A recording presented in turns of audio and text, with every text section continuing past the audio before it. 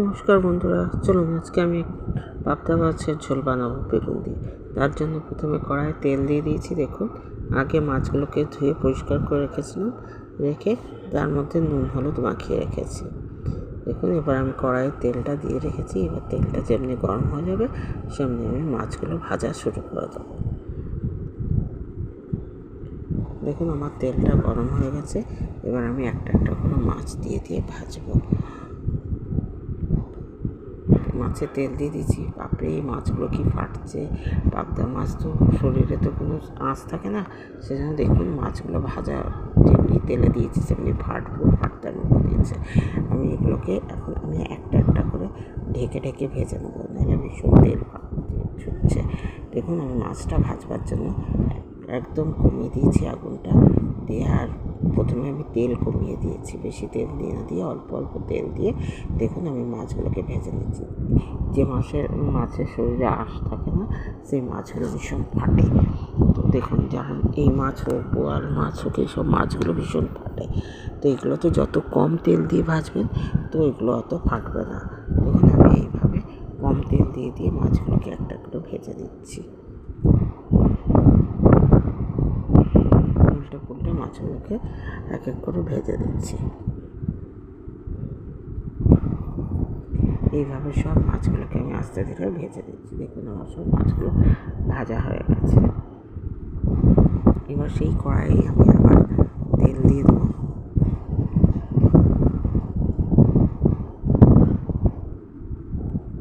দেখুন, আমি এই কড়াইতে তেল দিয়ে দিচ্ছি।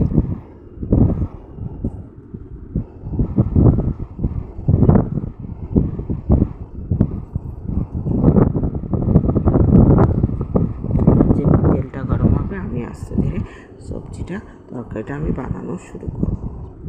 তেলটা আমি গরম হতে দিয়েছি, আমার তেলটা গরম হয়ে আসছে। দেখুন, এবার আমি কিছুটা কালো জিরা দিয়ে দিলাম তেলটার মধ্যে। তেল গরম হয়ে এসছে, কালো জিরাগুলো ঝরঝর করা শুরু করে দিয়েছে। দেখুন, এবার আমি এর মধ্যে বেগুন কেটে দিয়ে দিচ্ছি। দেখুন, এই বেগুনগুলোকে একটু ভেজে দিচ্ছি, নেড়ে চেড়ে ভেজে দিচ্ছি বেগুনগুলোকে।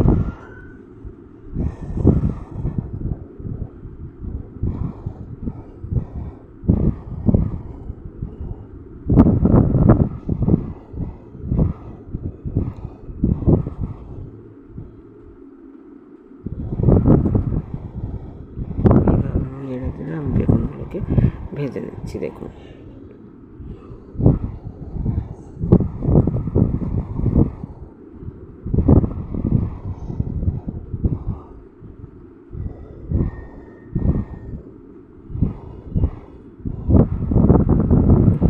বেগুনগুলো ভেজে সম্পূর্ণ তুলে নিয়েছি আমি। দিয়ে আবার সেই তেলেই আমি এখন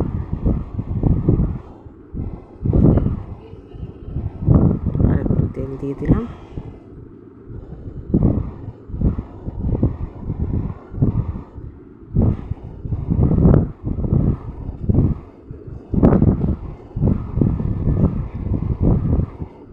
দিয়ে এর মধ্যে আমি পেঁয়াজ বেটে রেখেছিলাম, পেঁয়াজ বাটাটা দিয়ে দিলাম।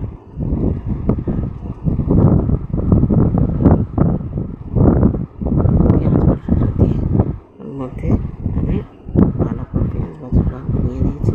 দিয়ে এটাকে ভালো করে নেড়ে চেড়ে ভেজে দিচ্ছি।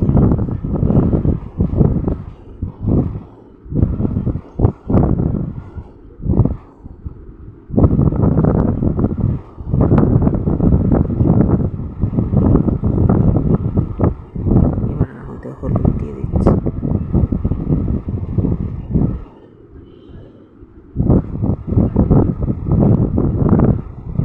জিরে গুঁড়ো দিয়ে দিলাম। দিয়ে সাথে সাথে মশলা ভেজেও যাচ্ছি আমি।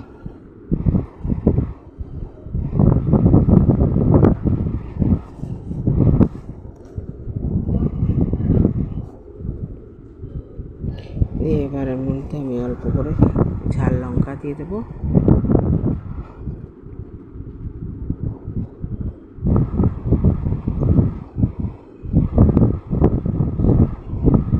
অল্প করে কাশ্মীরি লঙ্কা গুঁড়ো দিয়ে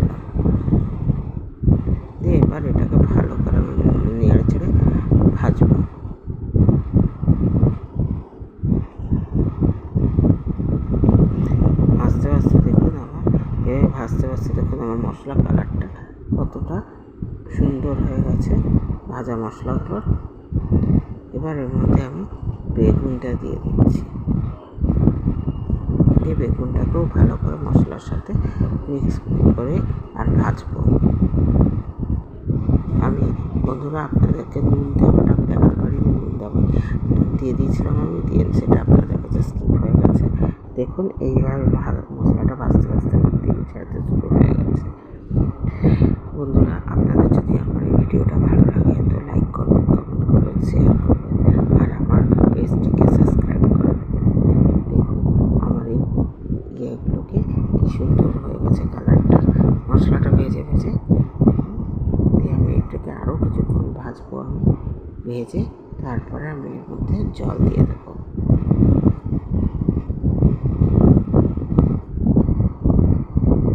দেখুন কি সুন্দর আমার ভাজা হয়ে আসছে। দেখুন এবার আমি অল্প করে জল দিয়ে দিলাম এর মধ্যে। দেখুন এর মধ্যে গরম জল দিয়ে দিয়েছিলাম একটু করে, দিয়ে আর সুন্দর আমার মধ্যে ঝোল যতটা আমাদের ঝোলের দরকার সেই অনুসারে আমি জল দিয়ে দিয়েছি।